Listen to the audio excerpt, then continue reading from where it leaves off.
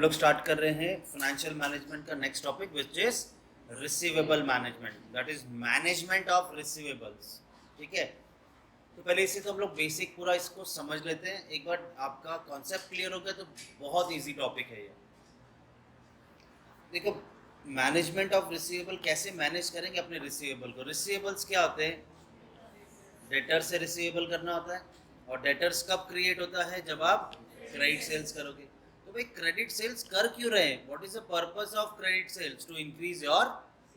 भाई आप ज़्यादा उधार में अगर दोगे तो सामने वाला कस्टमर क्या बोलेगा कि चलो भाई 1 महीने के बाद पैसा देना है तो ले लेते हैं सामान। तो ऐसे करते करते बहुत से कस्टमर आपसे सामान खरीदते हैं, तो आपका सेल्स बढ़ जाएगा। अब आप क्रेडिट में सेल करोगे तो उसके कुछ ड्रॉबैक्स भी हैं। क्या ड्रॉबैक्स है? पैसा डूब सकता है, बैड डेट्स, और क्या हो सकता है भाई जब आप क्रेडिट पे पैसा देते हो, क्रेडिट पे सामान देते हो और डेटर से बोलते हो कि 1 महीने के बाद पैसा देना, तो तुम्हारे घर तो लाके देगा नहीं पैसे, तो तुम्हें किसी को भेजना पड़ेगा पैसा रिकवर करने के लिए, तो कलेक्शन कॉस्ट है, खर्चा। उसके बाद आप उनको कहते हो कि भाई जल्दी से अगर पैसा दोगे तो हम आपको डिस्काउंट देंगे, तो डिस्काउंट भी देना पड़ सकता है। एक तो उधार दो, ऊपर से डिस्काउंट भी दे दो, तो ये भी हमारा कॉस्ट है। और एक आता है अपॉर्चुनिटी कॉस्ट। मान लो आज मैंने डेटर्स को सेल किया क्रेडिट पे, वो मुझे पैसा देने वाला 1 मंथ के बाद, लेकिन अगर ये पैसा मुझे आज ही मिल जाता तो इसे कहीं पे इन्वेस्ट कर सकता था मैं, तो मुझे क्या मिलता? इंटरेस्ट मिल सकता था, कमाई हो सकती थी। तो वो मेरी अपॉर्चुनिटी मेरे हाथ से जा रही है, तो वो भी मेरा खर्चा है। तो भाई क्रेडिट सेल्स करने पे ये ड्रॉबैक भी हो सकते हैं। अब आपको इसका एक स्टेटमेंट याद रखना होगा, हमारा सम इतने में ही खत्म हो जाएगा। एस्टिमेशन ऑफ क्रेडिट पॉलिसी होगा क्या इसमें? फिलहाल कौन सी पॉलिसी चल रही है, मतलब आप कितने टाइम का ड्यूरेशन का आप क्रेडिट दे रहे हो। मान लो आप 30 डेज का क्रेडिट दे रहे हो और आप सोच रहे हो कि अगर 45 डेज या 60 डेज का क्रेडिट दें हम लोग, अलग अलग ऑल्टरनेटिव, तो कौन सा बेस्ट रहेगा? क्या ऑल्टरनेटिव 2 दें, क्या ऑल्टरनेटिव 1, क्या भाई हमारी प्रेजेंट पॉलिसी पे ही चले हम? तो ये हमें फाइंड आउट करना होगा। वो कैसे पता चलेगा? तो भाई सबसे पहले सेल्स में से क्या माइनस करोगे? और वेरिएबल कॉस्ट किस पे कैलकुलेट होगा? हमेशा सेल्स पे। उस फिर क्या मिलेगा आपको? कंट्रीब्यूशन। इसमें से आप क्या माइनस करोगे? फिक्स्ड। एक चीज याद रखना, प्रेजेंट पॉलिसी में जो फिक्स होगा कॉस्ट, वही आपका अल्टरनेटिव में भी सेम रहेगा। आपका फिक्स्ड कॉस्ट का कैलकुलेशन प्रेजेंट पॉलिसी में आपको कैलकुलेट करना होगा। क्लियर है? फिर आपको क्या मिलेगा? यहाँ मिलेगा आपको ग्रॉस प्रॉफिट। और ग्रॉस प्रॉफिट में से देखो क्या कर रहे हैं हम, बेनिफिट कौन सा वाला अल्टरनेटिव देगा ये ढूंढ रहे हैं ना। तो एक बार ग्रॉस प्रॉफिट मिल गया, उसमें से ये 3 खर्चे पद माइनस कर दिए। क्या? बैड डेट्स माइनस कर दिया, अपॉर्चुनिटी कॉस्ट माइनस कर दिया, कैश डिस्काउंट माइनस कर दिया। तो क्या मिल जाएगा हमको? Earning before tax.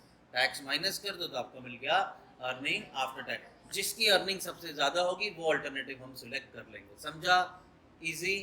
चलो, बट इसमें आपको कुछ बेसिक चीज़ें समझनी है। सबसे पहला मैं समझा रहा हूँ क्या? Variable cost. No, variable cost आपको हमेशा परसेंटेज दिया होगा सेल्स पे, तो आप किस पे कैलकुलेट करोगे? सेल्स। या तो rate per unit, cost per unit दिया होगा, तो भाई वो पर यूनिट मतलब टोटल यूनिट से आप मल्टीप्लिकेशन करके वेरिएबल कॉस्ट ढूंढ सकते हो।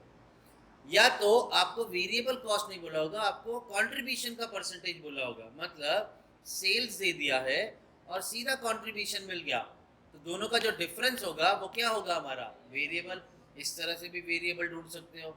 या तो फिर आपको पीवी रेशियो दिया होगा, तो याद रखना अगर पीवी रेशियो 70% है तो आपका वेरिएबल कॉस्ट कितना है? 30%। तो it means PV ratio plus variable cost वो होता है आपका 100%। कोई दिक्कत है यहाँ पे? तो वेरिएबल कॉस्ट समझा किस तरह से दिया होगा। चलो, फिर हमको मिल गया कंट्रीब्यूशन। उसके बाद क्या आएगा? Fix cost. अब फिक्स कॉस्ट क्या कहता है? Fix cost in present policy will be same in all alternative, but अगर कोई चेंजेस बोला है तो वो चेंजेस देख लेंगे। भाई 10% बढ़ गया फिक्स कॉस्ट, 20% बढ़ गया फिक्स कॉस्ट, ऐसा कुछ बोला होगा तो ही चेंजेस करेंगे, नहीं तो जो हमारी प्रेजेंट पॉलिसी में आपका फिक्स कॉस्ट रहेगा वही आपके अलग अलग अल्टरनेटिव्स में होंगे। डन। चलो, फिर आता है बैड डेट्स। बैड डेट्स किस पे कैलकुलेट होता है? सेल्स पे। और उसके बाद आता है आपका अपॉर्चुनिटी कॉस्ट।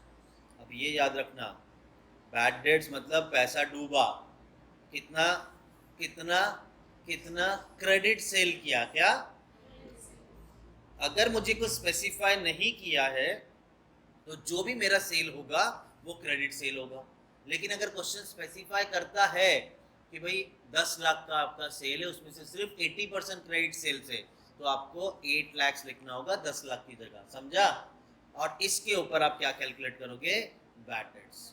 अब हम चेक करते हैं अपॉर्चुनिटी कॉस्ट कैसे कैलकुलेट होगा। मैं आपको एक बेसिक चीज बताता हूँ इसकी। अपॉर्चुनिटी कॉस्ट हमेशा कैलकुलेट होगा कॉस्ट अप्रोच के हिसाब से, मतलब वेरिएबल कॉस्ट और फिक्स्ड कॉस्ट जोड़ दो, उसके ऊपर आप कैलकुलेट करोगे क्या? Opportunity cost. ये क्लियर है? अब जरा ध्यान से समझना अपॉर्चुनिटी कॉस्ट को। Variable cost plus fixed cost will become your, उस टोटल कॉस्ट को आप कितने दिन का क्रेडिट दे रहे हो उससे मल्टीप्लाई करो। अगर आप मंथ डेज में दे रहे हो 10 डेज 20 डेज 30 डेज का क्रेडिट, तो डिवाइड किससे करोगे? 365। हम नॉर्मली क्या लेते हैं? 360। हम क्या लेते हैं? 360। अगर आपको वीक्स में दिया है 10 वीक्स 5 वीक्स, तो आप डिवाइड किससे करोगे? 52 से। अगर मंथ में दिया है तो डिवाइड किससे करोगे? 12 से। और मल्टीप्लाई किससे करोगे? Interest rate. वो मैंने कहा ना कि अगर मैं ये पैसा उधार नहीं देता तो इस पैसे को कहीं और इन्वेस्ट करता तो मैं इंटरेस्ट कमा सकता था। वो कितना परसेंट इंटरेस्ट होगा वो क्वेश्चन देगा आपको। क्लियर है? कोई दिक्कत यहाँ पे? लेकिन देखो आगे इंपॉर्टेंट है, if fixed cost is not given consider variable cost as total cost. मैंने क्या कहा था? Variable plus fixed will become your. लेकिन अगर फिक्स्ड कॉस्ट दिया ही नहीं है तो जो आपका वेरिएबल कॉस्ट है उसी को आप टोटल कॉस्ट कंसीडर करोगे। इस फॉर्मेट में देखो, वेरिएबल कॉस्ट दे दिया लेकिन फिक्स्ड कॉस्ट नहीं दिया, तो इसी के ऊपर आप क्या कैलकुलेट करोगे? अपना अपॉर्चुनिटी कॉस्ट। समझा? आगे फिक्स्ड और वेरिएबल दोनों नहीं दिया है, फिक्स्ड कॉस्ट भी नहीं दिया है, वेरिएबल कॉस्ट भी नहीं दिया है, तो आप किससे कंसीडर करोगे? सेल्स। मान लो आप अपॉर्चुनिटी कॉस्ट कैलकुलेट कर रहे हो, ना आपके पास वेरिएबल कॉस्ट है ना आपके पास फिक्स्ड कॉस्ट है, तो किस पे कैलकुलेट करोगे? ये याद रहेगा। चलो और एक चीज आती है, आएगा सब में, if payment is made in instalment, मतलब अलग अलग अल्टरनेटिव बोलते हैं। आपको 30% जो भी आपका पैसा है वो आपको मिला है 30 डेज के बाद, 50% जो भी पैसा है आपको मिला है 50 डेज के बाद, और 20% आपको पैसा मिला है 10 डेज के। तो मैं क्रेडिट पीरियड कौन सा कंसीडर करूँ इनमें से? तो हम कौन सा बेसिस लेंगे? वेटेड एवरेज कॉस्ट के हिसाब से हम क्रेडिट पीरियड कंसीडर करेंगे। कैसे? तो भाई दोनों को मल्टीप्लाई कर दो, 30% 30 का निकालो, 30 का 30% निकालो तो कितना आया? 9। 50 का 50% निकालो तो आया 25, और 10 का 20% निकाला तो आया 2। इन तीनों को जोड़ दिया तो कितना आ रहा है? 36 डेज। तो ये हमारा क्रेडिट पीरियड कंसीडर किया जाएगा, नहीं तो क्वेश्चन आपको क्रेडिट पीरियड बताता ही बताता है। क्लियर है यहाँ पे? तो चलो आपका अपॉर्चुनिटी कॉस्ट कंसीडर हो गया। अब ये जो इंटरेस्ट रेट है, इंटरेस्ट, ये बता देता हूँ। याद रखना हमेशा, ये लास्ट तक आपको याद रखना होगा कि इंटरेस्ट रेट ऑलवेज कौन सा बेसिस होना चाहिए? Pre tax. मान लो बोला है 20%, कुछ नहीं बोला है तो ये प्री टैक्स ही है, ये रेट ऑफ इंटरेस्ट क्या है? Pre tax. लेकिन अगर बोल दिया 20% पोस्ट टैक्स है और आपका टैक्स है 50%, ठीक है, तो ऐसे केस में क्या करोगे? 20% अपॉन 1 माइनस 0.50, वाई 0.50? आपका टैक्स रेट 50%, डिवाइड करोगे, जो भी वैल्यू आएगी वो होगा आपका pre tax rate of interest. Done? चलो, और कभी कभी आपको अगर क्रेडिट पीरियड ढूंढना है, नहीं दिया है, तो आपको डेटर्स और सेल्स दिया होगा, डेटर्स और सेल्स दिया होगा, अपॉन 360 करो, ठीक है, तो आपको क्या मिल जाएगा? Credit period. ये आ जाएगा इधर, ये चले जाएगा इधर। डन? चलो, या तो पूरा ही कैलकुलेशन हो जाएगा हमारा, तो आपको क्या मिल जाएगा? Credit period. तो ये हमारा मोटा मोटा मुद्दा खत्म हो गया, इतना ही आपको जानना था। चलो मैं कुछ सवाल पूछ लेता हूँ, इसका जवाब दो। मैं फिक्स्ड कॉस्ट अगर प्रेजेंट पॉलिसी में 1 लाख है तो बाकी की ऑल्टरनेटिव्स में कितना रहेगा? 1 लाख। बराबर। आपको बैड डेट्स हमेशा किस पे कैलकुलेट करना है? सेल्स पे। वो भी कौन सा वाला sale? Credit sales. Opportunity cost किस पे कैलकुलेट होती है? टोटल कॉस्ट पे। किस पे कैलकुलेट होती है? आपको टोटल कॉस्ट कैसे मिलता है? Variable cost plus fix cost. अगर फिक्स कॉस्ट नहीं दिया तो वेरिएबल कॉस्ट ही हमारा टोटल कॉस्ट हो। अगर वेरिएबल कॉस्ट भी नहीं दिया तो सेल्स पे आप कैलकुलेट करोगे, क्रेडिट सेल्स पे कैलकुलेट करोगे अपॉर्चुनिटी कॉस्ट। डन। कभी कभार ये नहीं दिया होगा कैश डिस्काउंट, बैड डेट्स नहीं दिया होगा, लेकिन अपॉर्चुनिटी कॉस्ट होगा ही होगा। क्लियर है यहाँ पे? तो जो है उसे सॉल्व करेंगे, जो नहीं है उसे इग्नोर कर देंगे, कोई दिक्कत। चलो फटाफट निपटाते हैं, हम सम देखते हैं तो आपको समझ जाएगा क्या करना है। इसको तो हम वापस से जब सम आएगा ना तब और क्लियर समझेंगे, अभी तो वैसे समझ ही गया आपको, तो वहाँ पे क्या करना देख लेंगे। तो हम शुरू करते हैं हमारा रिसीवेबल मैनेजमेंट का क्वेश्चन नंबर 1। बहुत सिंपल टॉपिक है, ध्यान देना फटाफट। XYZ corporation whose current sales are in the region of 6 lakh per annum and an average collection period is 30 days wants to pursue a more liberal policy to improve sales। liberal policy मतलब थोड़ी easy करो, credit period बढ़ा दो। तो ये सोच रहे हैं कि ज़्यादा उधार टाइम देके देखते हैं हमारा सेल्स बढ़ता है कि नहीं। A study made by the management consultant reveals the following information। आपको अलग अलग क्रेडिट पॉलिसी दी है ABCD। वो बोलते हैं 10 दिन। देखो यहाँ पे क्या वर्ड बोला है? इंक्रीज। क्या बोला है? Increase in collection period. आपकी प्रेजेंट पॉलिसी में सेल कितना था? 6 लाख। कितने टाइम का क्रेडिट दे रहे थे? अब बताओ पॉलिसी ए में आपका क्रेडिट पीरियड कितना हो जाएगा? 40 डेज। बी में कितना हो जाएगा? 30 + 20 50 डेज। सी में कितना हो जाएगा? 30 + 30 60 डेज। और डी में कितना क्रेडिट पीरियड हो जाएगा? कितना? 70 डेज। ये क्लियर है आपको? फिर बोलते हैं इंक्रीज इन सेल्स। हर पॉलिसी में सेल्स बढ़ रहा है। पहले सेल्स कितना था? 6 लाख में 30 ऐड करो, 6 लाख 30 और 6 लाख में 48 ऐड करो, 6 लाख में 75 ऐड करो, 6 लाख में 90 ऐड करो। आपका क्रेडिट पीरियड कितना? 30 + 10 is 40 days, 30 + 20 is 50 days, 30 + 30 is 60 days और 30 + 40 इज। ठीक है, ये मुझे बताओ क्या है? Present default anticipated. What do you mean by default? What do you mean by default? Present default कर रहे हैं लोग, बैड डेट्स कर रहे हैं लोग। समझा? हमको पता है कि अगर हमने 40 डेज का क्रेडिट दिया तो 1.5% हमारा बैड डेट्स होगा, 50 डेज का क्रेडिट किया तो 2% का बैड डेट्स होगा, एंड सो ऑन 3%, 4% ऐसे हमारा बैड डेट्स होगा। समझा?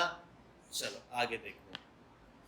The selling price per unit is 3। Selling price per unit is 3। Average cost per unit is 2.25 and your variable cost per unit is 2। अब जरा देखना, आपका एवरेज कॉस्ट कितना है? 2 रुपीज़ 25 पैसे। इसमें से वेरिएबल कितना है? इसमें से वेरिएबल है 2। तो बाकी का 0.25 क्या है? फिक्स्ड कॉस्ट है। बराबर? तो आपको अगर एवरेज कॉस्ट दिया है तो समझ जाओ उसके अंदर फिक्स और वेरिएबल दोनों है। अब ये जो है ना, ये पर यूनिट है, ये दोनों वेरिएबल भी आपका पर यूनिट है और फिक्स भी आपका पर यूनिट है। ठीक है, अगर मुझे पर यूनिट के बेसिस पे अमाउंट ढूंढनी है तो याद रखना मुझे यूनिट्स भी ढूंढने होंगे। फिर मुझे यूनिट्स तो ही तो मैं कैलकुलेट कर पाऊंगा। अभी अभी हमने देखा आपका सेल्स प्राइस क्या है? 3। तो मैं यहाँ पे लिखूंगा भाई सेल्स कैलकुलेट होगा 3 रुपीज़ के हिसाब से। अभी अभी पता चला वेरिएबल कॉस्ट कितना है? 2 और फिक्स कॉस्ट कितना है? 0.25। अभी अभी किया ना कैलकुलेशन, बराबर? तो मुझे यूनिट्स मिलेगा, लेकिन यूनिट्स तो अभी कहीं पर भी नहीं दिया था। आगे बढ़ते हैं। Require the current bad debts loss. ये जो सिचुएशन है ना 6 लाख का सेल, यहाँ पे आपका बैड डेट्स कितना है? 1% है। Required return on additional investment is 20%. This is your interest rate. कितना परसेंट है? 20%. Assume 360 days in a year. Which of the above policy would you recommend for adoption? चलो आप देखते हैं. आपको प्रेजेंट पॉलिसी एक बनाना है, फिर A B C D 4 और बनाना है. मैंने बनाया present policy. A B C D are my propose policy. ठीक है. प्रेजेंट पॉलिसी में कितने दिन का उधार दे रहे हैं हम? 30 days का. ठीक है. और आगे हमने कैलकुलेट किया है बाकी सब में कितने टाइम का क्रेडिट है? 40, 50, 60, 70. तो ए में है 40 डेज का क्रेडिट. ए में कितना टाइम का क्रेडिट है? 40 डेज. बी में 50 डेज. ठीक है. 60 डेज और 70 डेज का क्रेडिट है. डन. चलो आपका करंट सेल्स कितना था? 6 लाख. तो हमने लिख दिया करंट सेल से प्रेजेंट पॉलिसी में हमारा 6 लाख. तो यूनिट कितना हुआ बताओ? यूनिट कितना हुआ? 6 लाख डिवाइडेड बाय 3 कितना? तो हमारा यूनिट्स है 2 लाख. ऐसे ही मुझे बाकी के सेल्स भी तो पता है ना, अभी हमने कैलकुलेट कर लिया. 6 लाख 30, 6 लाख 48. तो यहाँ पे लिखेंगे 6 lakh 30, 6 lakh 48, 6 lakh 75, 6 lakh 90. Done. अब हर एक को 3 से डिवाइड कर दो तो उसके यूनिट्स मिल जाएंगे. 6 lakh 30 डिवाइडेड बाय 3 कितना आ रहा है? 2 lakh 10,000 unit. 6 lakh 48 divide by 3 2 lakh 16,000 unit. 6 lakh 75,000 divided by 3 2 lakh 25. और 6 lakh 90 डिवाइड बाय 3 इज, तो ये हमें यूनिट्स भी मिल गए. डन. अब वेरिएबल कॉस्ट मिल जाएगा क्योंकि variable cost 2 rupees per unit है. ठीक है. तो 2 lakh into 2 4 lakh. 2 lakh 10 into 2 2 lakh 16 into 2 2 lakh 25 into 2 4 lakh 50,000. और 2 लाख 30 इंटू 2 तो हमें क्या मिल जाएगा? कंट्रीब्यूशन. 6 लाख में से 4 लाख गया तो बचा कितना?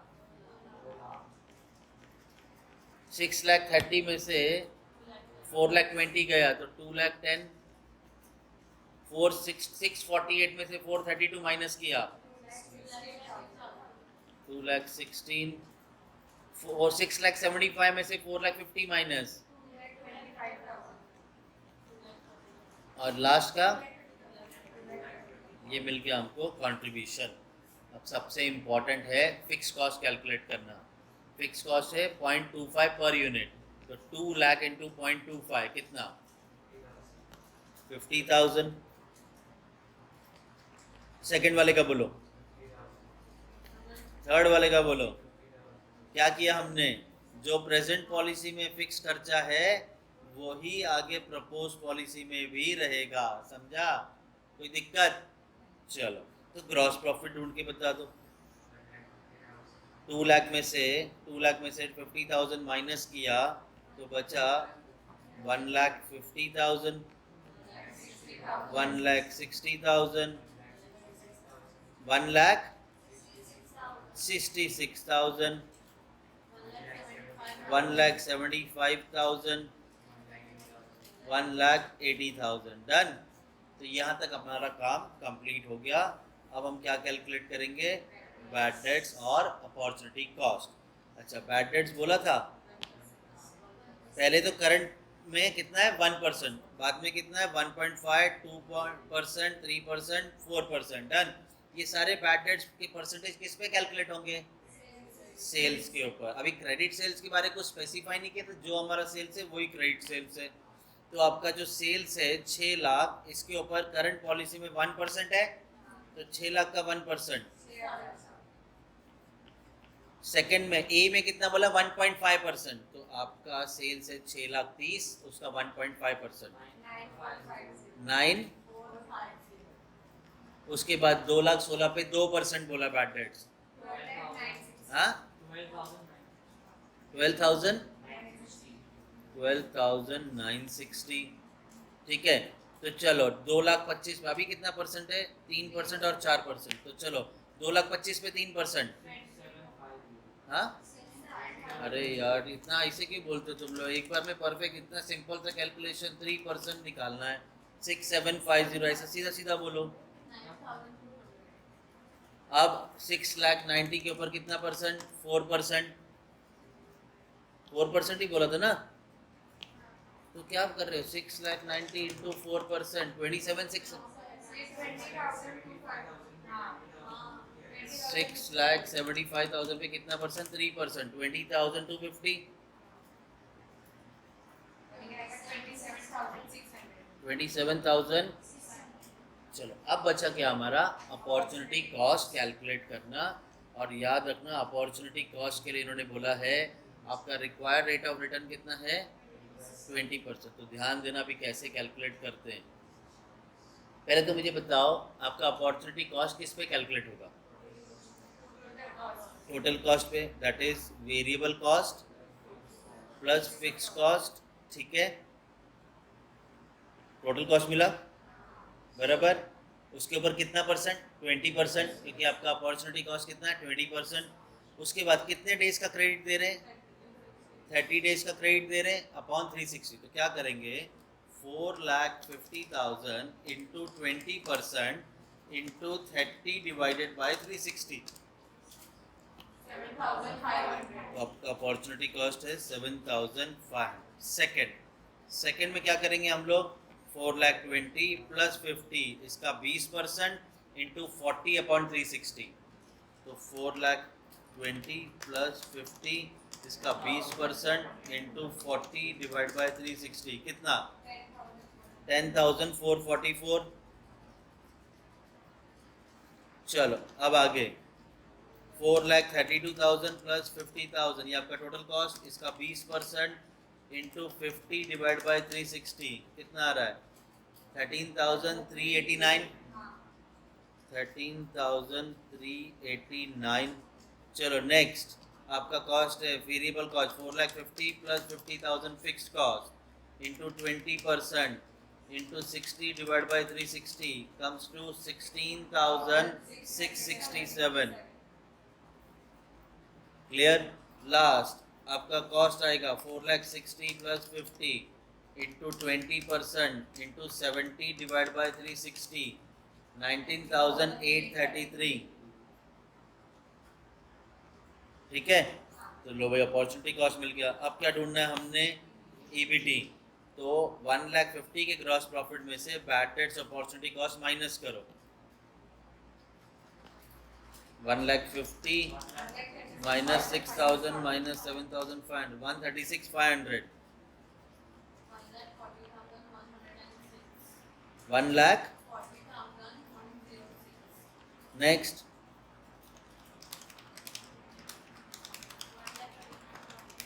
1 लाख, 1,39,651, 1,38,083, 1 अच्छे से बोलो, 567। डन। आपको टैक्स बोला था क्या कहीं पे, पूरे सम में कहीं पर भी टैक्स नहीं बोला है, तो ये करने की जरूरत नहीं है। अब ईबीटी पे ही हो गया हमारा सम खत्म। बताओ सबसे ज्यादा प्रॉफिट आप कहाँ कमा रहे हो, सबसे ज्यादा प्रॉफिट किस में कमा रहे हो, ठीक है। तो इन्होंने क्या पूछा था, which of the above policy would you recommend for adoption, तो हम बोलेंगे option A is to be selected as your earning before tax is higher। समझा, ये लिखने आएगा। चलो तो आपका ये सम हो गया खत्म। क्लियर है। इसी तरह से सारे सम्स आएंगे, थोड़े थोड़े थोड़े थोड़े हल्के हल्के चेंजेस आ जाएंगे। चलो move on to question number 2।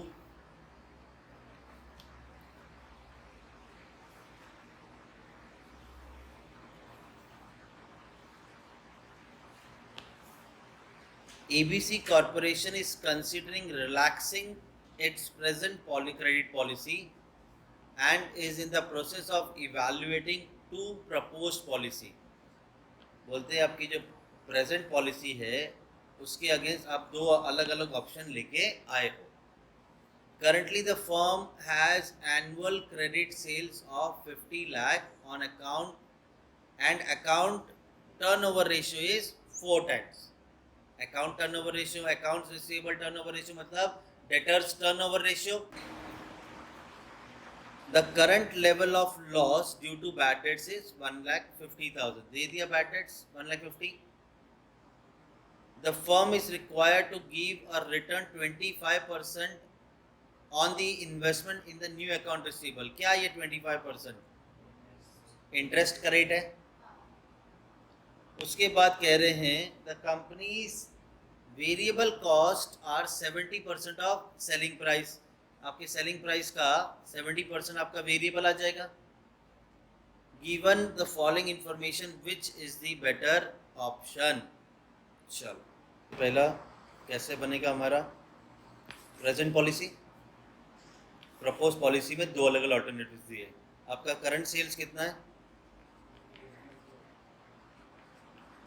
ठीक है. वेरिएबल कॉस्ट कितना है? तो 50 लाख का 70% कितना आ रहा है? 35 लाख. तो आपका कंट्रीब्यूशन कितना हुआ?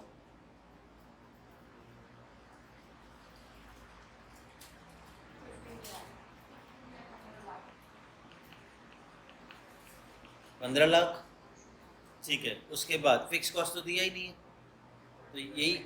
हाँ 70% अगर आपका वेरिएबल है तो 30% कंट्रीब्यूशन हुआ है. ठीक है. फिक्स कॉस्ट नहीं दिया तो ग्रॉस प्रॉफिट 15 लाख. क्लियर.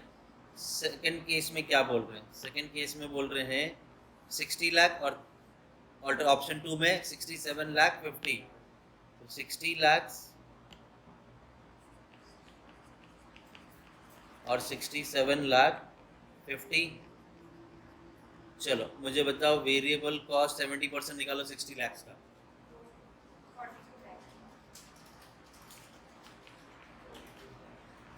और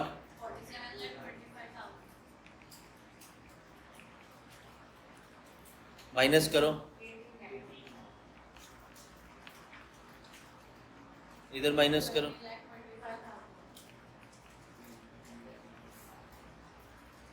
तो यही आ गया आपका ग्रॉस प्रॉफिट.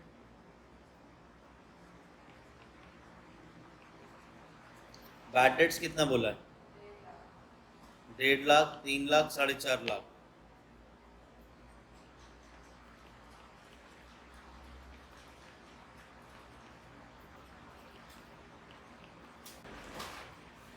अब इसका हम लोग क्रेडिट पीरियड फाइंड आउट करते हैं.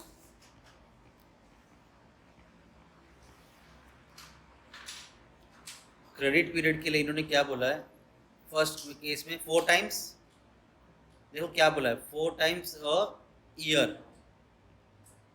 मतलब प्रेजेंट पॉलिसी में 4 टाइम्स इन अ ईयर. तो इन अ ईयर मतलब 12 मंथ्स. तो 12 डिवाइड बाय 4 कितना आ रहा है? 3 मंथ्स. ऑल्टरनेटिव 1 में 12 डिवाइडेड बाय कितने टाइम्स बोला है? 3 times. So divided by 3 is 4 month. Alternative 2 में 12 divided by 2.4 बोला है ना? 2.4 तो कितना आया? तो प्रेजेंट पॉलिसी हो गई 3 मंथ्स की, प्रपोज पॉलिसी हो गया 4 मंथ्स का, और ये हो गया 5 मंथ्स का. तो चलो अपॉर्चुनिटी कॉस्ट कैलकुलेट करें. अपॉर्चुनिटी कॉस्ट किस पे कैलकुलेट होगा? अब यहाँ पे फिक्स कॉस्ट तो दिया नहीं है तो वेरिएबल कॉस्ट पे ही कैलकुलेट होगा. तो 35 लाख कितना परसेंट बोला है? 25%. 35 लाख का 25% into 3/12 into 3 by days, month by 12, month divided by 12 कितना आ रहा है? 2,18,000 2,18,750। तो चलो अब 42 लाख इंटू 25% इंटू 4/12 3,50,000। चलो 47,25,000 इंटू 25% इंटू 5 डिवाइड बाय 12 492,188 492,188। तो चलो हो गया बैड डेट्स, और तो कुछ भी नहीं बोला है, सारा कवर कर दिया। तो चलो आपके ग्रॉस प्रॉफिट में से बैड डेट्स और अपॉर्चुनिटी कॉस्ट माइनस करो।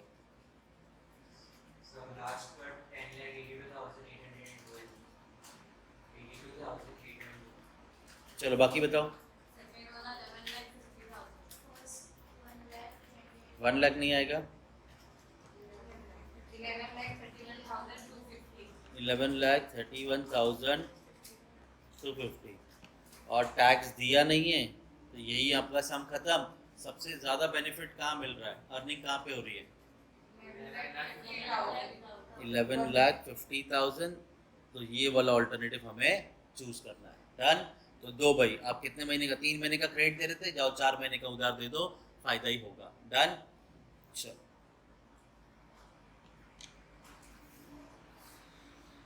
थर्ड सम पे चलते हैं। Gemini Product Limited is considering the revision of its credit policy with a view to increase its sales and profit. Currently, all its sales are on credit, and the customer are given 1 month time to settle the due. आपकी जो current position है उसमें आप कितने time का credit दे रहे हो? 1 month का, ठीक है। It has a contribution 40% on sales. आपको कॉन्ट्रीब्यूशन दिया है, कैसे मिलता है? सेल्स माइनस वेरिएबल, तो क्या मिलता है? कॉन्ट्रीब्यूशन। सेल्स दे दिए, कॉन्ट्रीब्यूशन, तो वेरिएबल ऑटोमेटिक मिल जाएगा। आगे contribution 40% on sales, and it can raise additional fund at 20% per annum. What is this 20%? Interest rate. आगे the marketing director of the company has given the following options with draft estimate for consideration. तो आपका जो format बनेगा, current position, option 1, option 2 और option 3, 3 option बनेंगे। Advise the company to take right decision, working should form part of your answer. तो चलो कौन सा ऑप्शन दिया है? ऑप्शन 1, 2, 3।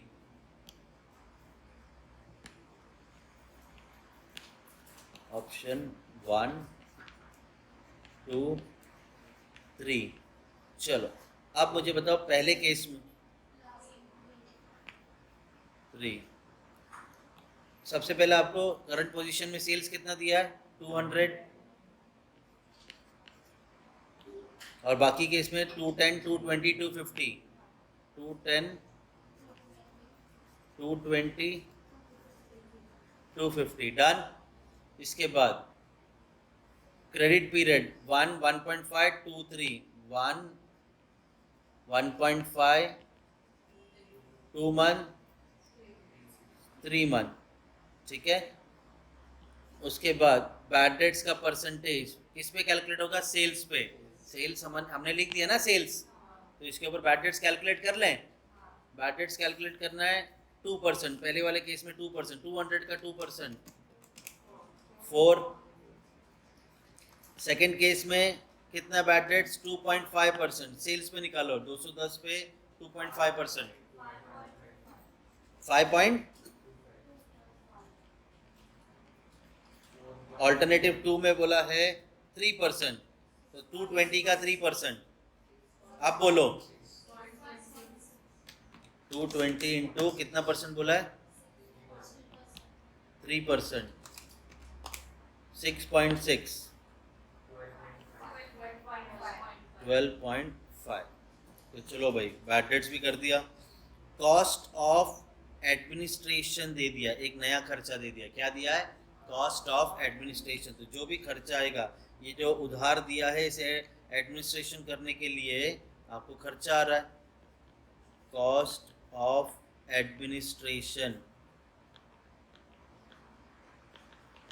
ठीक है, अब ऊपर ये सारा वैल्यू लैक्स में दिया है ना, तो यहाँ पे हेडिंग लिख देना अमाउंट इन लाख। ठीक है, तो यहाँ पे 1.2,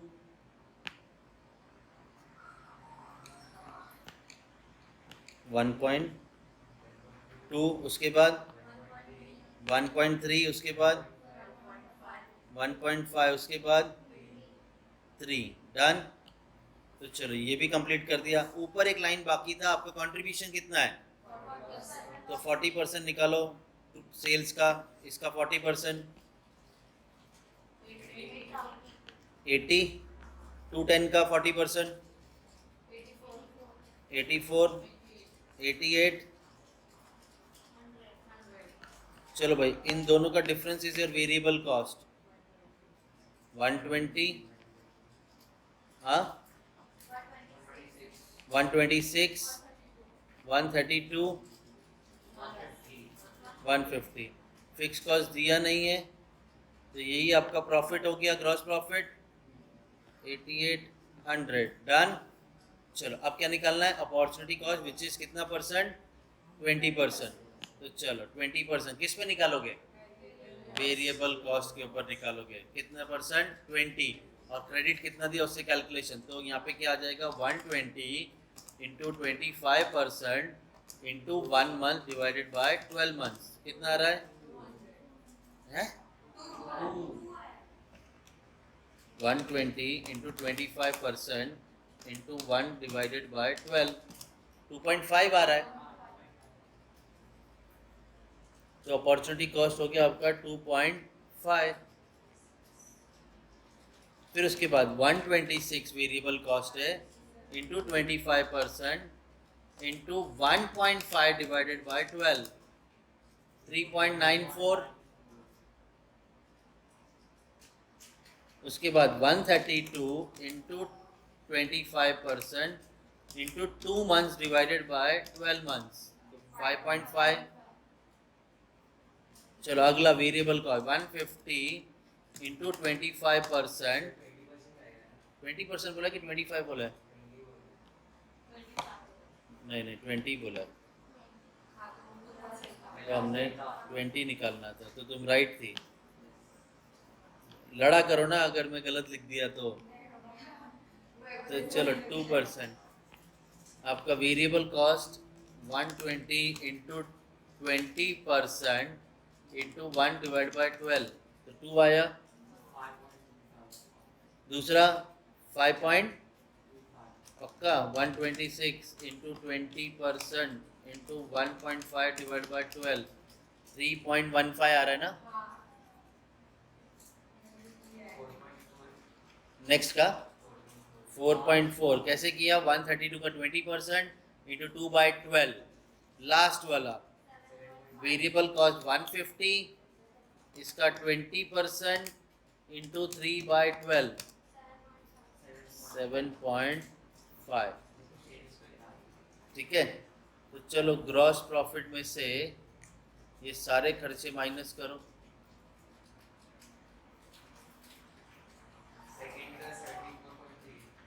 सेवेंटी 72.8, 75.5, 77। आगे आपको टैक्स दिया नहीं है तो ईएटी मिलेगा नहीं, यहीं पे खत्म हो जाएगा। सबसे ज़्यादा बेनिफिट कहाँ है, option 3 is to be selected as its earning before tax is higher than the other alternatives. Done. ये हो गया हमारा थर्ड। फोर्थ पे आते हैं। The following are the details regarding the operation of a firm during 12 months. आपका sales है 12 लाख का, सेल्स पर यूनिट है 10 rupees, variable cost per unit दिया है, तो ऑब्वियस सी बात है आपको इन दोनों की मदद से यूनिट ढूंढना होगा। टोटल कॉस्ट पर यूनिट दे दिया है, अब टोटल कॉस्ट दिया है तो बताओ फिक्स कॉस्ट कितना है, 2, क्योंकि टोटल कॉस्ट में से आपने वेरिएबल निकाल दिया तो डिफरेंस आ रहा है 2। तो फिक्स्ड कॉस्ट है आपका 9 माइनस 7 विच इज 2। आगे credit period allowed to customer 1 month. तो अभी तक का जो डिटेल पढ़ा है हमने उसके हिसाब से आप 1 मंथ का क्रेडिट दे रहे हो। The firm is considering for a proposal for a more liberal extension of credit, which will result in increasing the average collection period from 1 month to 2 month। देखो भाई, जो भी था पहले 1 मंथ का आप क्रेडिट दे रहे थे, अगर आप एक्सटेंशन देना चाहते हो क्रेडिट पीरियड में तो कितना होगा, 2 मंथ। तो सेकंड पॉलिसी जो हम बनाएंगे प्रेजेंट के बाद वो होगी कितने ड्यूरेशन की, 2 मंथ्स। आगे that this relaxation is expected to increase the sales by, तो आपके ऑप्शन 1 का तो हमने पढ़ लिया एग्जिस्टिंग का। अब प्रपोजल जो दिया है उसमें आपका सेल्स जो है वो कितना बढ़ जाएगा, 25%। You are required to advise the firm regarding adopting the new credit, presuming that the firm's required rate of return on investment is 25%. This is called as rate of interest। तो चलो बनाए, कैसा फॉर्मेट बनेगा, कितने column बनेंगे, particulars 2 column. पहला column क्या होगा, एग्जिस्टिंग पॉलिसी, दूसरा क्या होगा, new policy, propose policy, new policy, कुछ भी लिख दो आपके ऊपर है, ठीक है। अब पहले वाला डेटा पढ़ेंगे। आपको सेल्स बोला है 12 लाख, तो हमने सेल्स लिख दिया 12 लाख, ठीक है। उसके बाद सेल्स पर यूनिट है आपका 10, तो 10 से डिवाइड किया तो आपका यूनिट्स हो गए 1,20,000। उसके बाद वेरिएबल कॉस्ट बोल रहे हैं 7, तो वेरिएबल कॉस्ट 1,20,000 इंटू 7 8,40,000। तो बताओ आपका कंट्रीब्यूशन कितना आया,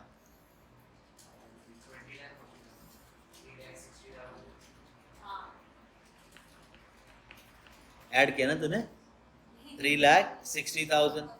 उसके बाद फिक्स कॉस्ट कितना दिया, 2 रुपीज़ के हिसाब से, तो 1,20,000 इंटू 2 इज 2,40,000। तो आपके प्रपोज पॉलिसी में भी ये सेम रहेगा। डन। तो बताओ आपका ग्रॉस प्रॉफिट कितना आया, 1,20,000। तो यहाँ तक तो हमारा ओवरऑल हो गया। कितने मंथ्स का क्रेडिट दे रहे थे, तो आपकी प्रेजेंट पॉलिसी 1 मंथ की है। और बोलते हैं कि आप अगर क्रेडिट टर्म्स बढ़ाना चाहते हो तो कितना क्रेडिट टर्म्स हो गया, 2 मंथ्स। तो आपकी प्रपोज पॉलिसी है 2 मंथ्स। उसके बाद आपका ये इंक्रीज होने से सेल्स कितना % बढ़ेगा, तो 12 लाख का 25% बढ़ा दो, 12 लाख प्लस 25%, तो आपका हो गया यहाँ पे 15 लाख, ठीक है। इसे 10 से डिवाइड करो, 1 लाख। इसे 7 से मल्टीप्लाई करो तो वेरिएबल कॉस्ट मिल जाएगा 1,50,000 इंटू 7, 10,50,000 माइनस करो 15 लाख में से, 4,50,000 में से फिक्स कॉस्ट माइनस करो,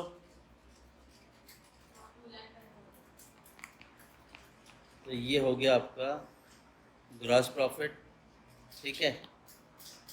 आगे बैड डेट्स कुछ बोला था, नहीं बोला था ना बैड डेट्स। और तो सीधा क्या निकालेंगे हम लोग, अपॉर्चुनिटी कॉस्ट। तो बैड डेट्स नहीं है, ठीक है। अपॉर्चुनिटी कॉस्ट कैलकुलेट करेंगे, आता है कैलकुलेट करने, टोटल कॉस्ट फिक्स्ड और वेरिएबल दोनों है ना इस बार। और कितना % आपको बोला है, तो फिक्स पहले वाले प्रेजेंट पॉलिसी का variable cost 8,40,000 plus fix cost 2,40,000 into 25%। और कितने मंथ का क्रेडिट है, 1 मंथ, तो into 1 divided by 12। So your opportunity cost is 22,500। Propose policy check करते हैं। वेरिएबल कॉस्ट है 10,50,000 प्लस फिक्स कॉस्ट है 2,40,000, इसका 25%। क्रेडिट पीरियड है 2 मंथ, तो इंटू 2 डिवाइड बाय 12, 53,750। डन। तो आपको मिल जाएगा अर्निंग बिफोर टैक्स। चलो अपॉर्चुनिटी कॉस्ट माइनस करो, 1,20,000 में से 22,500 माइनस कितना आ रहा है? 97,500. 1 lakh. As your proposed policy is giving more profit than your present policy, so company should adopt the proposed policy of 2 months credit. Done? Sure.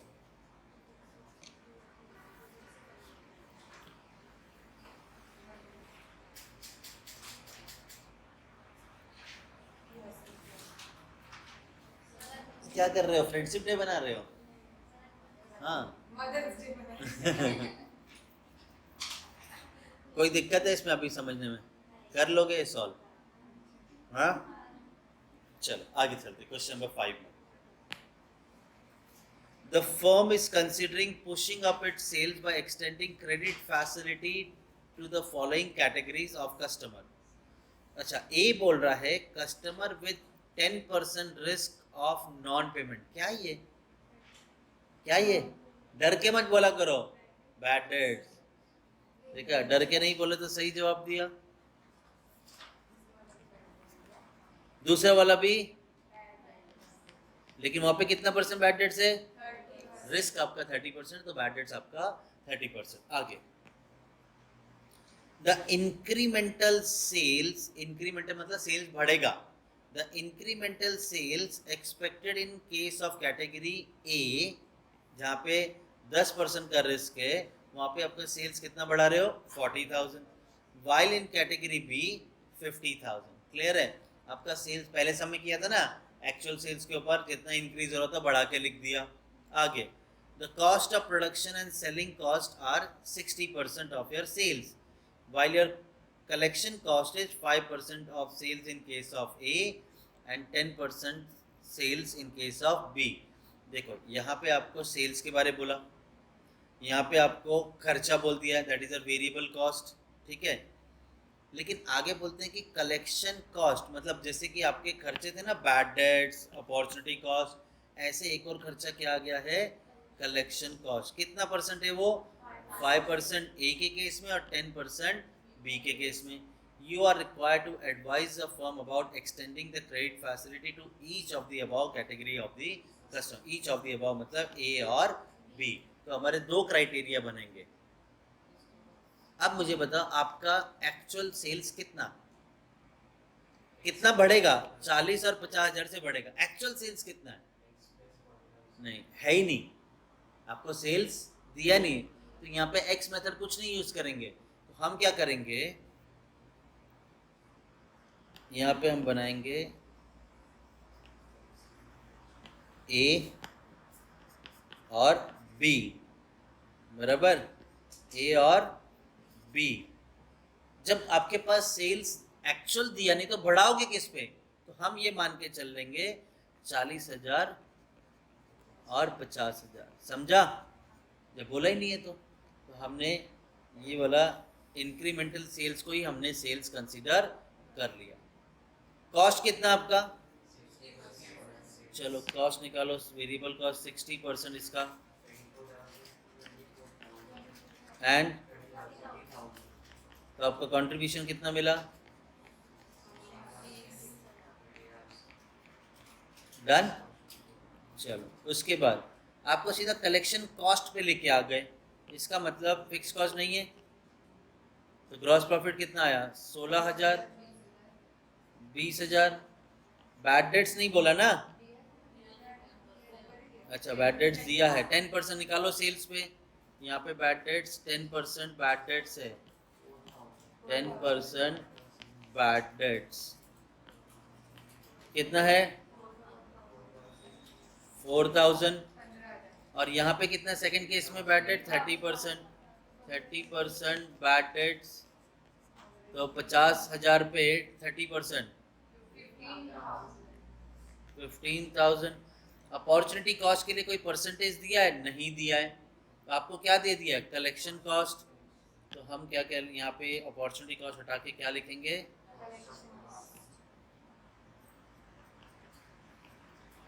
Collection cost. पहले case में कितना है? 5% सेल्स. तो चलो, सेल्स 40,000 का 5%, और सेकंड केस में क्या बोला है? 10% ऑफ सेल्स। डन। आगे आगे कुछ भी नहीं बोला, हो गया, कहानी खत्म। तो आपके ग्रॉस प्रॉफिट में से ये दोनों खर्चे निकाल दो तो आपको मिल जाएगा अर्निंग मिल जाएगा। कितनी होगी?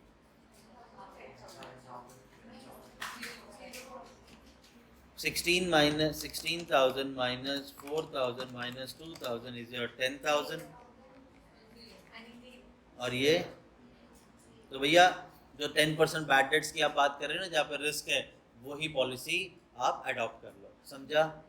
चलो क्वेश्चन नंबर 6।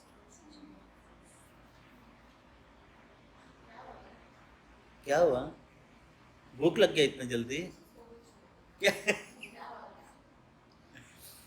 जल्दी जल्दी सब खत्म हो रहा है, इसके लिए स्ट्रेस आ रहा है? अच्छा लगे, चलो good good.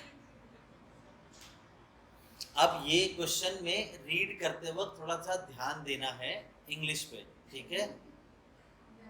Slow players are regular customer of good dealer limited. बताओ इन दोनों में से हम कौन है? हम जो कैलकुलेट कर रहे हैं क्रेडिट पॉलिसी, जिसको पूछूंगा वो जवाब देना। इन दोनों में से हम कौन है? हम कौन है? हम गुड डीलर। और ये स्लो प्लेयर कौन है? ये हमारा कस्टमर है जिसे हम क्रेडिट में बेचते हैं सामान। तो ये आपको फोकस करना है। हमारी कंपनी का नाम है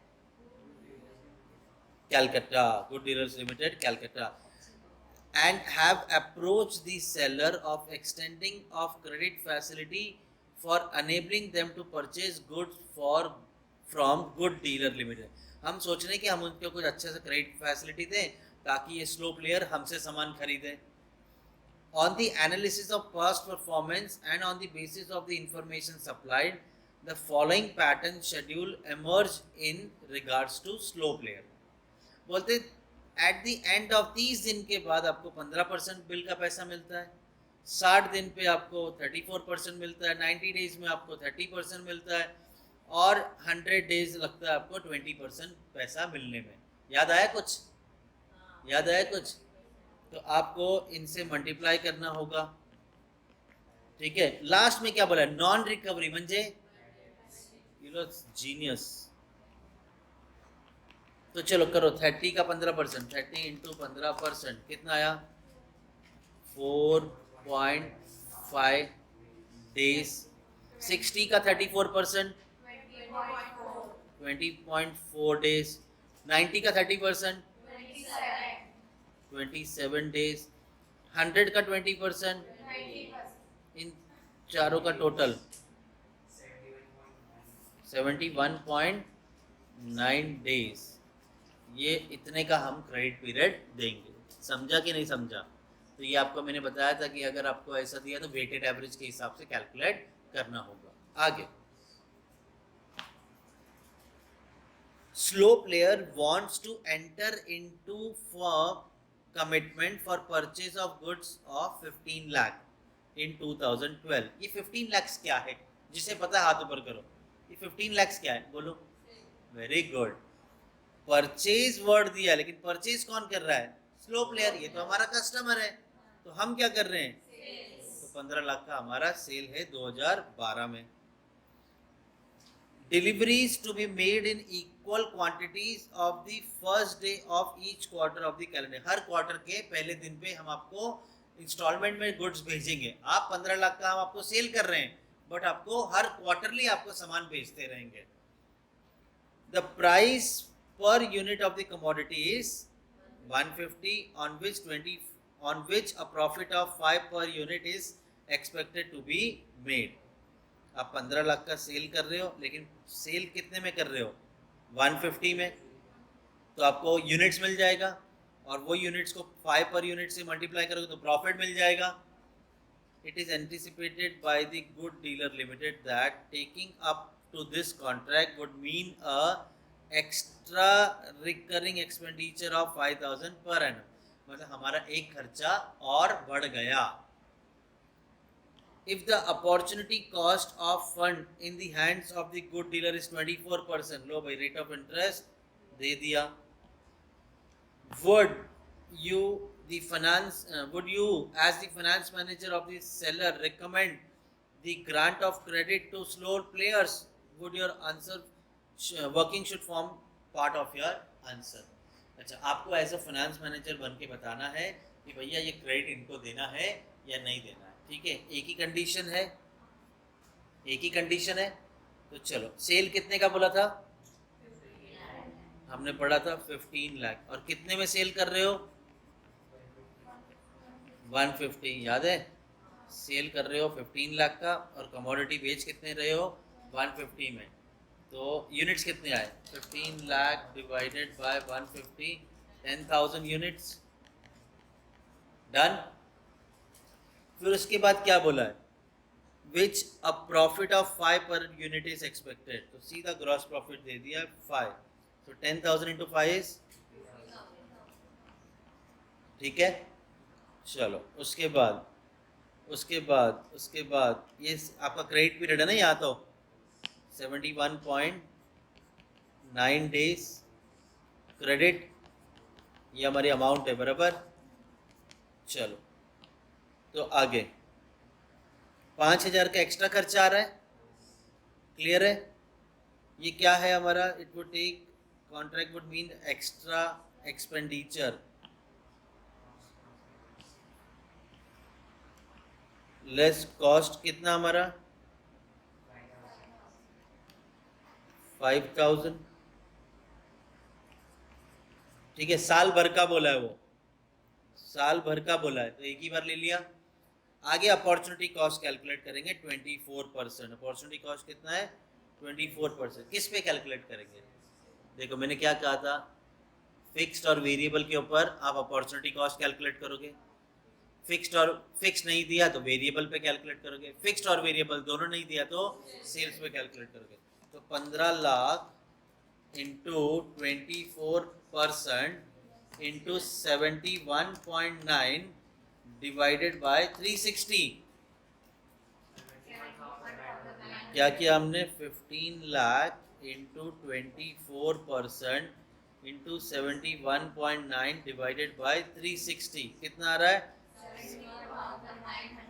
और तो कोई खर्चा नहीं दिया है. कहाँ दिया bad debts? So sorry, less bad debts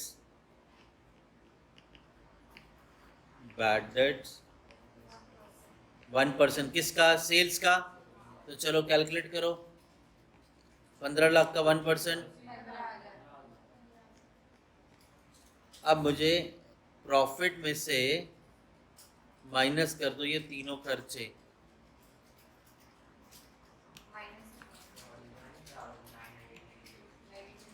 negative कितना? 41,000. This is your net.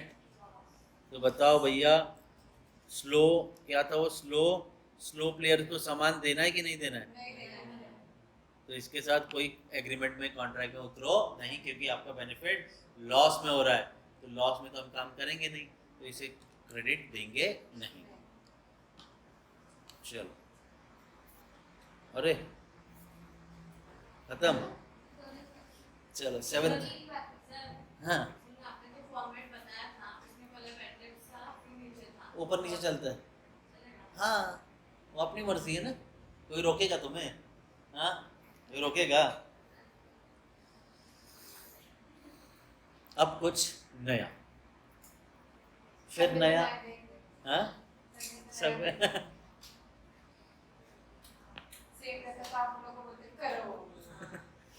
और तुम कर लेते हो. हाँ.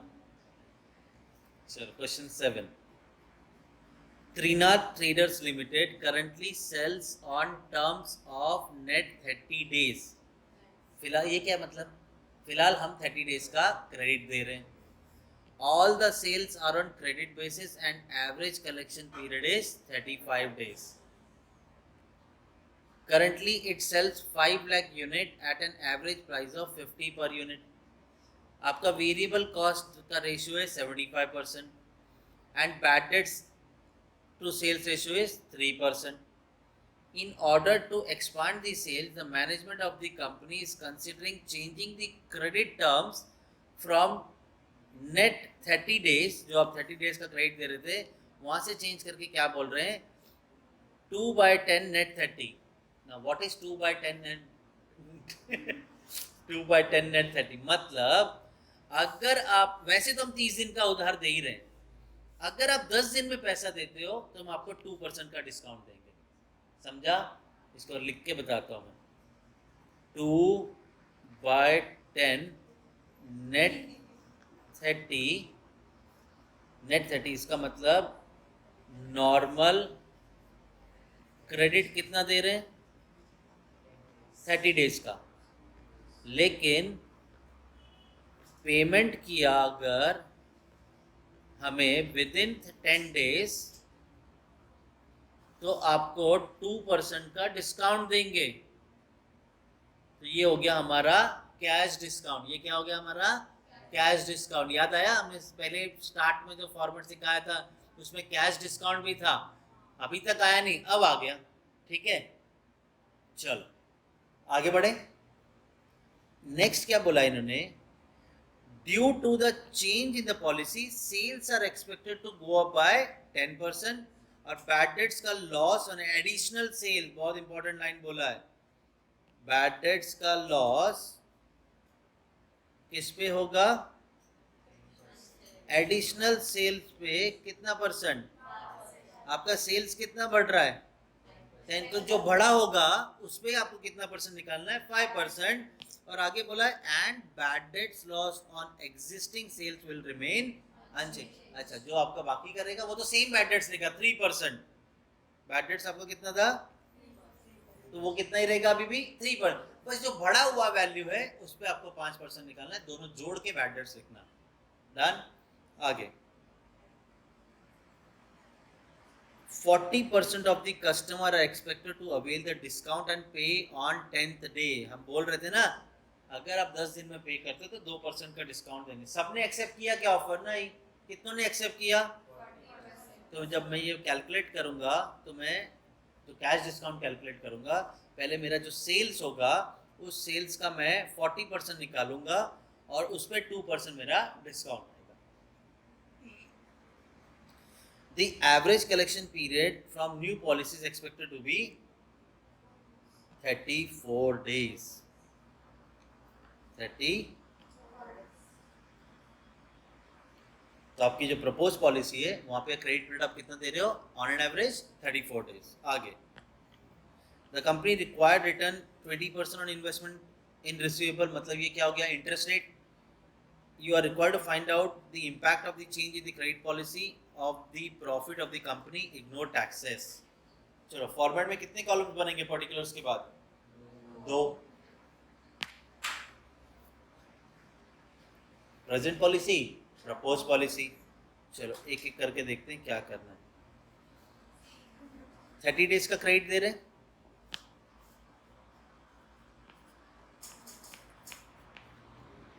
आगे अरे आगे बोला है कितना सेल कर रहे हो आप 5 लाख यूनिट और कितने रुपीस में सेल कर रहे हो 50 पर यूनिट. तो आप सेल कर रहे हो 5 लाख यूनिट 50 रुपीस के हिसाब से कितना हो रहा है 5 लाख इंटू 50 2,50,00,000 2 करोड़. डन. आगे बढ़ते देखो लाइन वाइज चल रहे हैं हम. वेरिएबल कॉस्ट कितना है 75. तो वेरिएबल कॉस्ट 75% निकालो 2,50,00,000 का 1,87,50,000. तो बताओ आपका कंट्रीब्यूशन कितना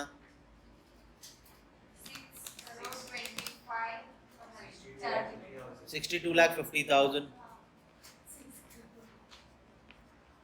यहाँ तक क्लियर है. इसके बाद क्या बोला है, इसको हम हटा देते ना फिर एक एक करके पढ़ रहे. उसके बाद बोले बैड डेट्स कितना है 3%. आपका 3% किस पे कैलकुलेट होगा? सेल्स पे। 2,50,00,000 पे 3% बैड डेट्स निकालो, 7,50,000। आगे बढ़ते हैं। In order to expand sale, management is considering changing the credit terms from net 30 से 2/10 net 30। डन। ये तो हम लोग कर लेंगे कैश डिस्काउंट का।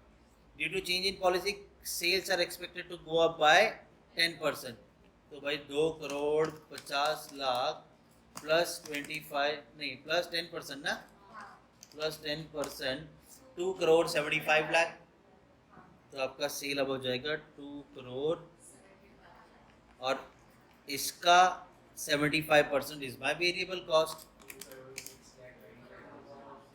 2,06,25,000 माइनस करके बताओ ग्रॉस कंट्रीब्यूशन कितना? 68,75,000। ठीक है। फिर क्या बोल रहे हैं? Bad debts loss additional sales पे 5% और एग्जिस्टिंग पे सेम। एग्जिस्टिंग पे कितना था आपका? वो 7,50,000 था ना। 7,50,000 प्लस आपका सेल्स कितना बढ़ा? 2,50,00,000 से सीधा 2,75,00,000 कितना बढ़ गया सेल्स? 25,00,000। सो प्लस करेंगे 25,00,000 पे 5%, 25,00,000 इंटू 5%, 1,25,000।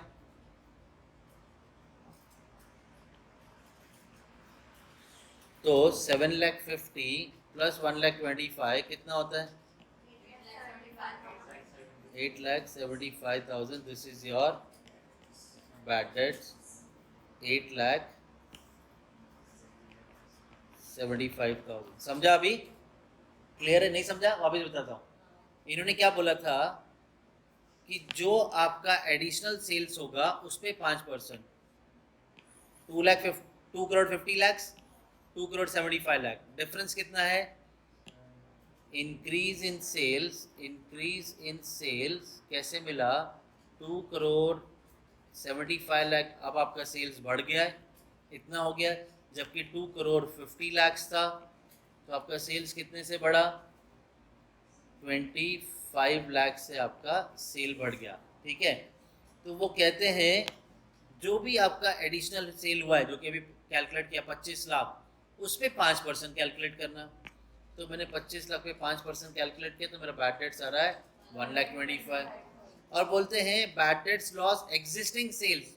भाई मैंने पूरा इसमें थोड़ी निकाला बैड डेट्स, मैंने तो जो इंक्रीज हुआ 25 लाख उसमें निकाला ना। तो 25 हटा के कितना बचा? 2,50,00,000। तो 2,50,00,000 में तो ऑलरेडी निकाल चुका हूँ ना मैं, तो वो जोड़ दिया। तो आपका 7,50,000 प्लस 1,25,000 आपका बैड डेट्स हो गया 8,75,000। डन। चलो, तो यहाँ तक हमारा हो गया कैलकुलेशन। आगे बोल रहे हैं 40% कस्टमर ने डिस्काउंट लिया है। देखो भाई डिस्काउंट यहाँ तो नहीं आएगा, बराबर है, वो तो एग्जिस्टिंग में आएगा क्योंकि वहाँ बोला हुआ है। बोलते हैं 40% कस्टमर, डिस्काउंट किसको दे रहा है? देखो यहाँ पे बोला है the management of the company is considering changing the credit terms. Credit terms change हो रहा है, मतलब प्रपोज पॉलिसी में 2% डिस्काउंट की बात हो रही है ना। तो डिस्काउंट जो कैश डिस्काउंट है लेस कैश डिस्काउंट, वो तो यहाँ पे सवाल ही नहीं आता है, आपका तो प्रपोज पॉलिसी में आएगा। ठीक है। तो अब मैं तुम्हें कैश डिस्काउंट कैलकुलेट करके देता हूँ।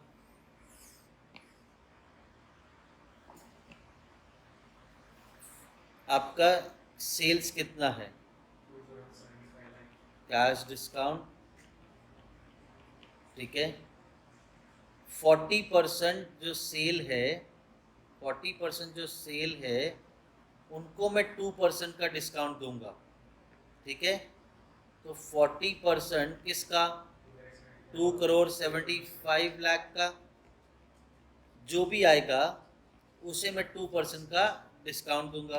2,75,00,000 इंटू 40%, इन लोगों ने 1,10,00,000 जो बनता है इन्होंने ही मांगा है कि हाँ भाई हम जल्दी देते हैं 10 दिन में पैसा, तो इन्हें 2% डिस्काउंट दूंगा इंटू 2%, मतलब 2,20,000 का और एक नुकसान खर्चा। ये क्लियर है, समझा?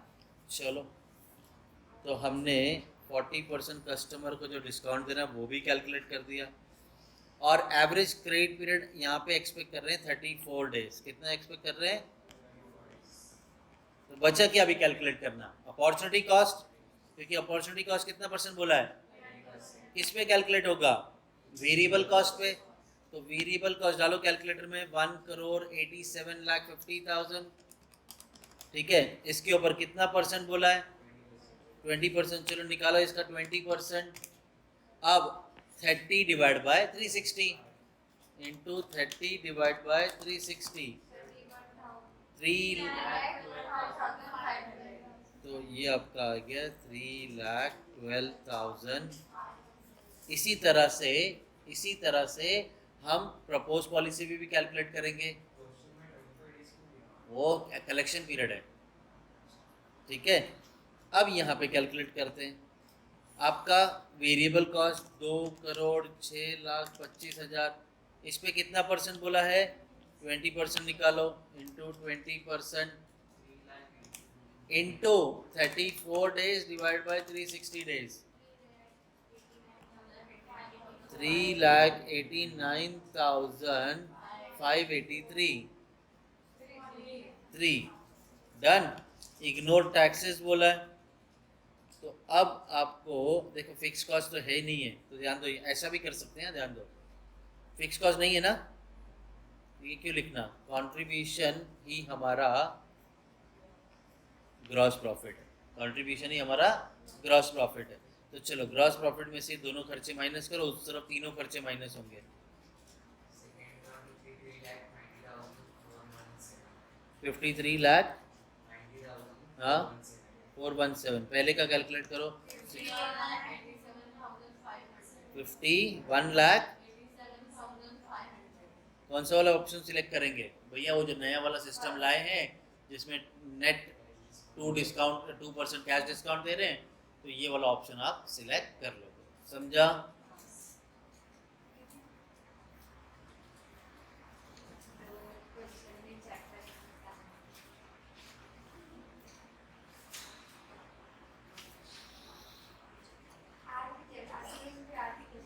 हाँ?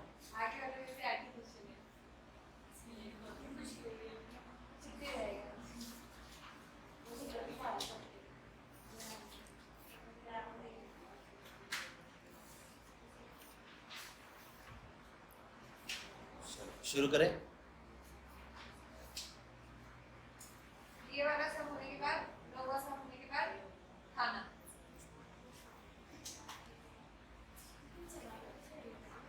तो घर में से कुछ खाते हैं, चाय भी नहीं। चलो स्टार्ट करते हैं अभी। क्वेश्चन नंबर 8 शुरू करें। The PKG company currently selling on terms of net 45 days। क्या ये क्रेडिट पीरियड है 45 डेज का? देख क्या बोला था, PKG company currently sales on terms. क्या टर्म्स रखे? कंडीशन क्या रखी है? 45 डेज का उधार देंगे। The company has sale of 37,50,000 with 80% being the credit sales. ये बहुत इंपॉर्टेंट है, अभी तक इधर भी नहीं आया था क्रेडिट सेल्स, पहली बार क्रेडिट सेल्स वाला सम है। तो मुझे बताओ 37,50,000 का 80% कितना होगा? 37,50,000 का कितना परसेंट? 80%, 30 lakhs। तो याद रखना, ये जो आपको जो कंडीशन बता रहे हैं, हम लोग यहाँ पे एक्चुअल सेल्स नहीं लेंगे, हम यहाँ पे सेल्स सिर्फ क्रेडिट सेल्स लेंगे, क्योंकि आपको रिसीवेबल कैलकुलेट करना है, तो क्रेडिट सेल्स पे कैलकुलेट होगा। आगे, at present the average collection period is 60 days। The company is considering offering terms 2% discount दोगे अगर 10 दिन में पे किया, वैसे तो नहीं तो 45 डेज का क्रेडिट तो मिल ही रहा है। it is expected that the new credit terms will increase current credit sales by 1/3. तो आपका जो प्रपोज पॉलिसी है वहां पे आपका सेल्स 1/3 से बढ़ जाएगा. The company also expect that 60% of the credit sale जो हुआ है will be on discount and average collection period होगा 30 days. मतलब पिछली बार 40% लोगों ने कैश डिस्काउंट मांगा था, इस बार कितने लोगों ने मांगा है? 60% ने. The average selling price of the company is 100 per unit and आपका वेरिएबल कॉस्ट है 85%. The company is subject to tax 40%, इस बार टैक्स भी आ गया, and is before tax rate of borrowing of working capital is 18%. मुझे बताओ, जो आपको interest rate चाहिए होता था, ये प्री टैक्स चाहिए कि पोस्ट टैक्स चाहिए था? प्री. और ये कौन सा दिया आपको?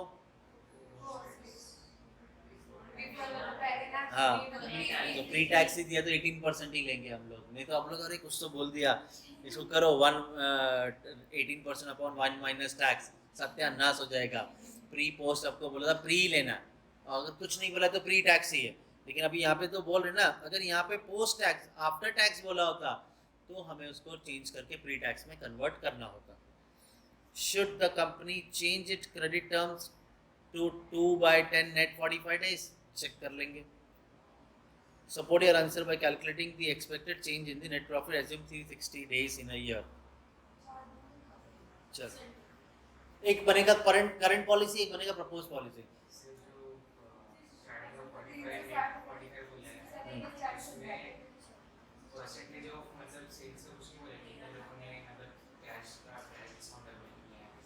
और पहले वाले में नहीं होगा कैश. प्रेजेंट पॉलिसी में कैश डिस्काउंट नहीं आएगा, कैश डिस्काउंट प्रपोज पॉलिसी में आएगा. समझा?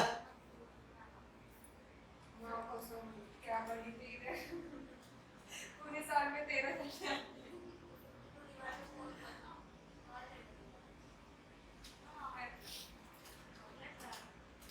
अभी 2 संडे में 8 होते हैं, अगर 2 महीने में 8 संडे होते हैं. कैसे बोल रही 13 संडे एक साल में? एवरेज कलेक्शन पीरियड कितनी है? 52 weeks में तो एक साल ही हुआ. अच्छा, एक महीने में 4 हफ्ते होते हैं. 4 हफ्ते में 4 संडे आते हैं.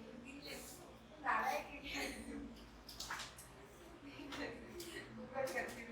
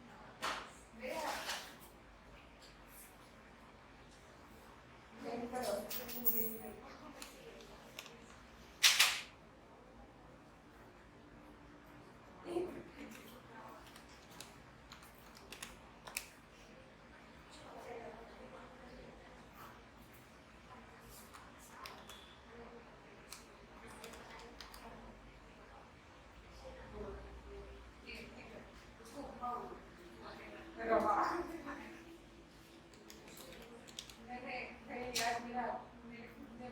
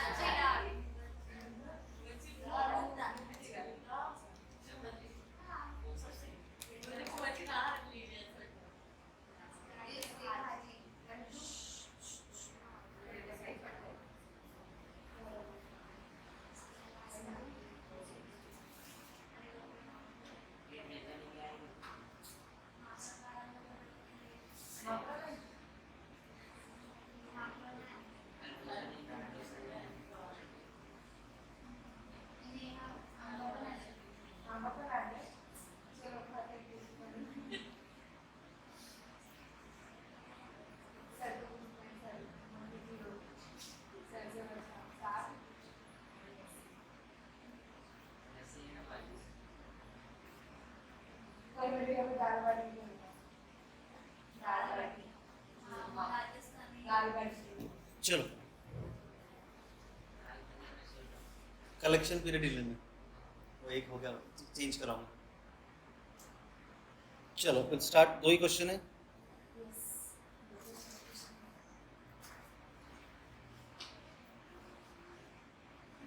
यही है ना। The PKG companies currently sells on a terms क्या है 45 days net. The company has sales of 37,50,000, 80% being credit sales. तो हम कितना लेंगे 80% क्रेडिट सेल्स, तो 37,50,000, तो हमारा सेल्स होगा 37.5 लाख का कितना परसेंट 80%, तो आपका सेल्स कितना हुआ डन।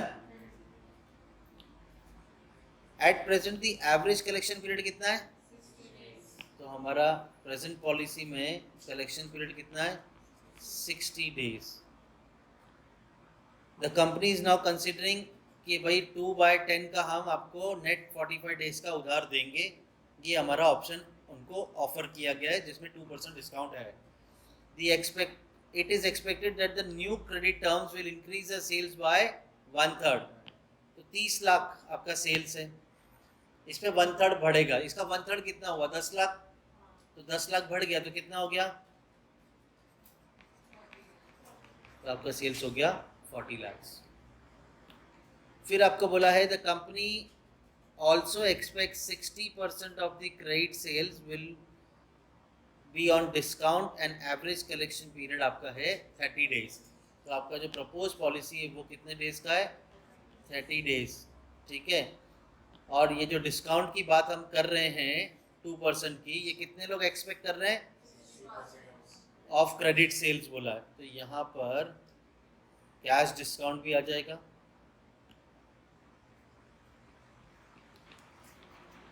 कैश डिस्काउंट आपकी प्रेजेंट पॉलिसी में नहीं आएगा, आपके प्रपोज पॉलिसी में आएगा। आप देखते हैं क्या आपका जो कैश डिस्काउंट है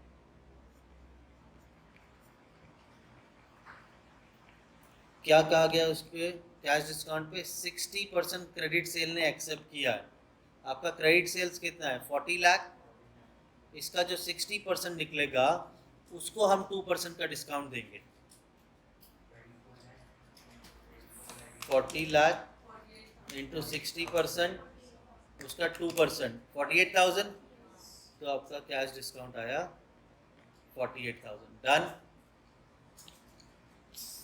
आगे एवरेज सेलिंग प्राइस है आपका 100 per unit, average selling price है आपका 100, तो 100 divide by 30 lakh, 30 lakh divide by 100, तो ये आ गया 30,000 यूनिट्स डन। और यहाँ पे 40,000 यूनिट्स 100 से डिवाइड किया। वेरिएबल कॉस्ट बोला है 85% ऑफ सेलिंग प्राइस, अब परसेंटेज में दिया है तो मैं ना भी यूनिट्स निकालता तो कोई दिक्कत नहीं होती, तो 85% वेरिएबल कॉस्ट है 85% 30 लाख का कितना 25,50,000 और 40 लाख का 85% 34 लाख, तो बताओ आपका कंट्रीब्यूशन कितना आया 4,50,000 और यहाँ पे 6 लाख, ठीक है। कंपनी का टैक्स रेट 40% बोला है, अपॉर्चुनिटी कॉस्ट 18% कैलकुलेट होगा, तो मतलब फिक्स कॉस्ट दिया नहीं है, जो कंट्रीब्यूशन है वही मेरा ग्रॉस प्रॉफिट है। बैड डेट्स के बारे कुछ बोला है, बैड डेट्स के बारे कुछ भी नहीं बोला था कहीं पर भी नहीं, ठीक है, तो बैड डेट्स भी नहीं है। अपॉर्चुनिटी कॉस्ट निकालें,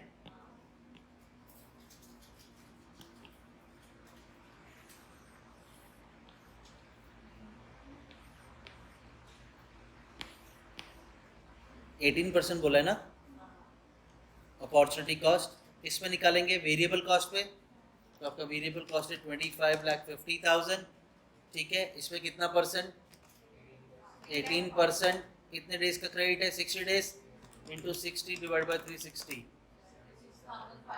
तो आपका अपॉर्चुनिटी कॉस्ट है 76,500। सेकेंड केस में 34 लाख इंटू 18%, कितना टाइम का क्रेडिट, 30 इंटू 30 डिवाइडेड बाय 360, 51,000। आपकी ग्रॉस प्रॉफिट में से ये दोनों खर्चे माइनस करो, अर्निंग बिफोर टैक्स मिलेगा। Second to 5,01,000. 5,01,000 और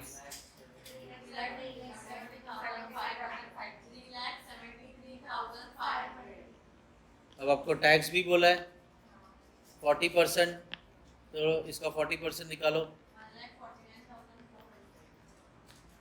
सेकेंड केस में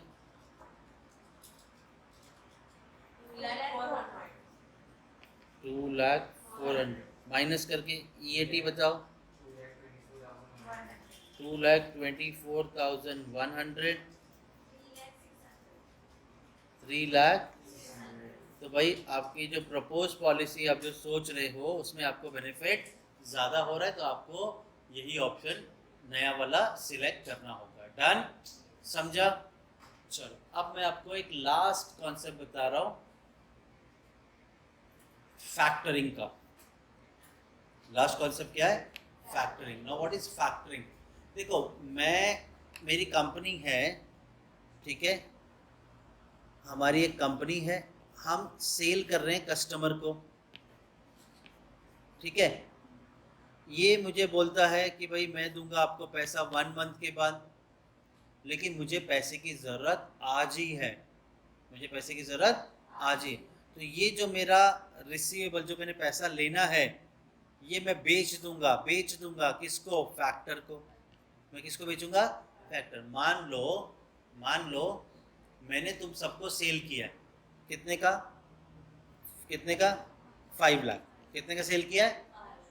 अब तुम मुझे 1 महीने के बाद पैसा दोगे, तो मुझे तो पैसे आज ज़रूरत है बहुत। तो मैंने क्या किया, मैंने उमेद से बात की, ये फैक्टर है, बहुत पैसा है, इसे पता है कैसे रिकवर करना है पैसे तुम्हारे से।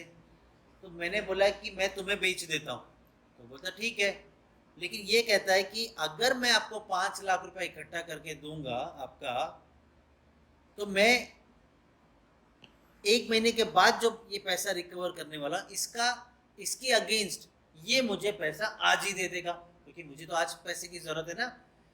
तो लेकिन ये मुझे बोलेगा कि ये इतनी सारी मगजमारी करने के लिए मेरी कुछ फीस होगी, मेरा कुछ कमीशन होगा। मान लो ये 2% कमीशन मांग रहा है, तो बताओ 5 लाख का 2% कितना,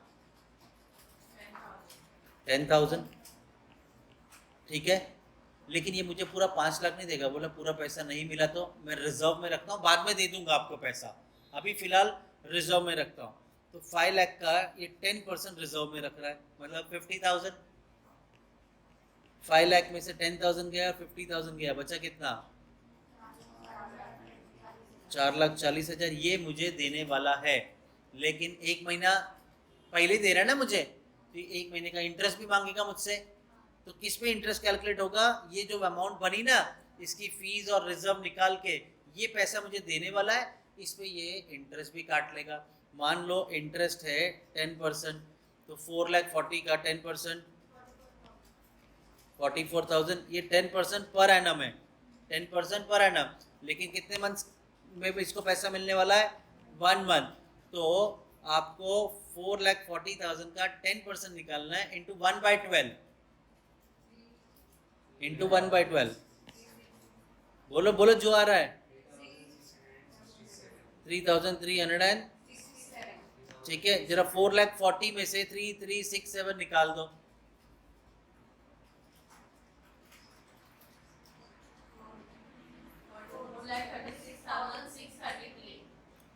4,36,003। मुझे इतना पैसा मिलेगा किसके अगेंस्ट, 5 लाख के अगेंस्ट, बराबर। अच्छा मुझे बताओ, इन तीनों खर्चे में से, इन तीनों एक्सपेंसेस में जो भी है, मेरा नुकसान कितनी बार हो रहा है, 3 बार, 2 बार की 1 बार? इनमें से मेरा एक्सपेंस, मेरा नुकसान कितना है? कौन सा फीस और कमीशन और इंटरेस्ट। रिजर्व क्यों नहीं? बाद में वापस मिलने वाला है। तो आपको इफेक्टिव कॉस्ट ऑफ फैक्टरिंग अगर कैलकुलेट करना है तो आपकी जो फीस और कमीशन है और इंटरेस्ट है ये दोनों जोड़ दो और वो मुझे कितना पैसा दे रहा है, अमाउंट पेड बाय फैक्टर मुझे कितना पैसा दे रहा है उससे डिवाइड करके इंटू 100 करो, आपको इफेक्टिव कॉस्ट ऑफ फैक्टरिंग पता चल जाएगा। समझा? ठीक है। कितना मुझे पैसा डेटर से इकट्ठा करना है, उसमें से वो अपनी फीस कितनी ले लेगा वो माइनस करेंगे, रिजर्व करके कितना रख रहा है वो माइनस करेंगे। अब जो बैलेंस आएगा इसके ऊपर हम इंटरेस्ट कैलकुलेट करेंगे। समझा? चलो फैक्टरिंग के रिगार्डिंग एक सम देख लेते हैं।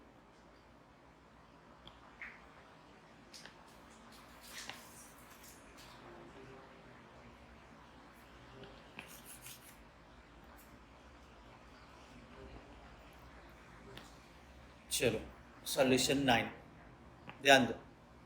अ firm has total sales of 1 crore 20 नहीं आड़ा तेड़ा ऐसा किसने किया है?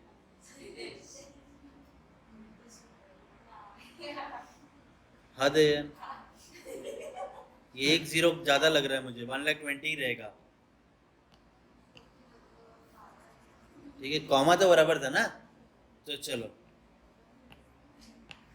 अब the firm has a total sales of 1,20,000 and its average collection period is 90 days. Duration कितना है? 90 days. The past experience indicate that the bad debts loss is 1%, 1.5% on sales. आपका bad debts कितना है?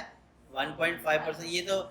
ये अगर मैं 1,20,000 का जो मैंने सेल किया है, ठीक है, ये अगर पैसा मैं रिकवर करूंगा तो मुझे कितना bad debts का लॉस है? 1.5%।